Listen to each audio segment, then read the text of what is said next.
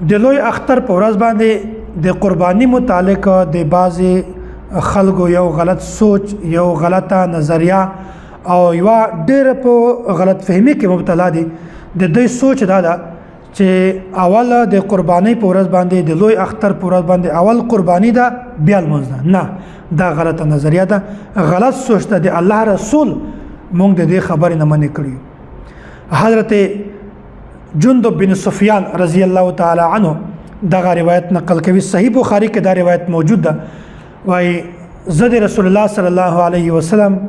په خدمت کې د لوی اختر په ورځ باندې حاضر شوم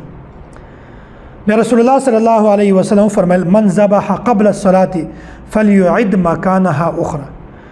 چا چې اوله قرباني وکړه بیا د اختر منځ کو فليعد مكانها اخرى هغه سړی ته پکار ده چې هغه د بل قرباني وکړي دلته امر راغلی ده امر د وجوب لپاره استعمالېږي کوم خلک چې دغه سوچ لري چې قرباني واجب نه ده هغه دغه روایت ته وګوري چې الله رسول دومره سخت حکم ورکړی چې هغه د قرباني نه وشولې هغه قرباني نه وشوه بلکې هغه د بل قرباني وکړي مسنون اعمال کې دومره سختی نشته لکه په وجوب کې چې ده دغه دا معلومه شوه چې قرباني دا واجب عمل ده او بل قرباني په اختر نه مخکې نه ده په لمانځه نه مخکې نه ده بلکې اول لمونځ ده بیا قرباني ده تفصیل مخکې زه انشاءالله درته بیانوم بیا رسول الله صلی الله علیه وسلم فرمایلی دي من لم یذبح فلیذبح او چا چې اختر په لمانځه نه مخکې قرباني نه وي کړې او بیا هغه ته پکار ده چې هغه په لمانځه نه وروسته قرباني وکړي او رسول الله صلی الله علیه وسلم دومره سخت حکم ورکړی ده چې د هغه سړی قرباني کېږي هم نه چې هغه اول قرباني وکړي بیا د اختر لمونځ وکړي کوم سړی چې په اختر لمانځ نه مخکې قرباني کړې ده هغې قرباني دوباره اعاده راګرځول دوباره بیا قرباني کول دومره سخت حکم دا نبی علیه الصلاة والسلام دغه حکم نه دا ثابتېږي چې قرباني واجبه ده که چېرته قرباني واجبه نه وای نبی علیه الصلاة والسلام به د دغې اعادې حکم نه ورکوو نو نبی علیه الصلاة والسلام چې دومره سختی کړې ده چې اچھا چې اختر لمانځه نه مخته قرباني کړې وي دي هغه قرباني نه کېږي بیا د قرباني وکړي دغه دا معلومه شوه چې قرباني دا واجب عمل ده په دغه حدیث کې د امام ابو حنیفه رحمت الله علیه د موقف دلیل هم دا ده چې قرباني دا واجب عمل ده ځکه چې نبی علیه الصلاة والسلام دوباره د هغې قرباني د اعادې سخت حکم ورکړی دی چې کوم سړی په اختر لمانځه نه مخته قرباني وکړي که چېرته اختر لمانځه نه مخته قرباني کول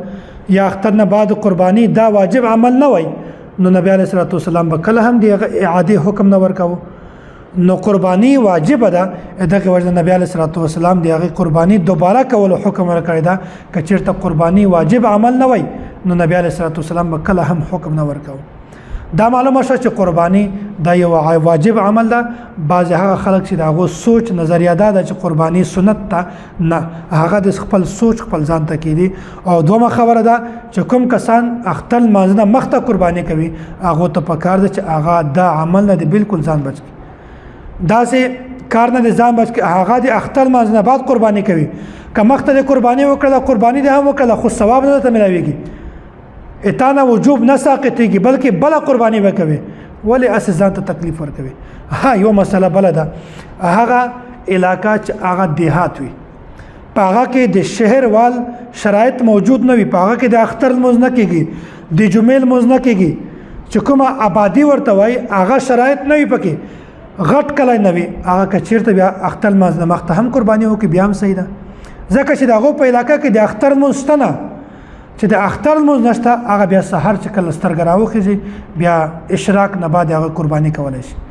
خو نن سبا عموما ډېرې زیاته علاقې داسې چې په هغه کې دغه پیغام د مونږ ول رسېږي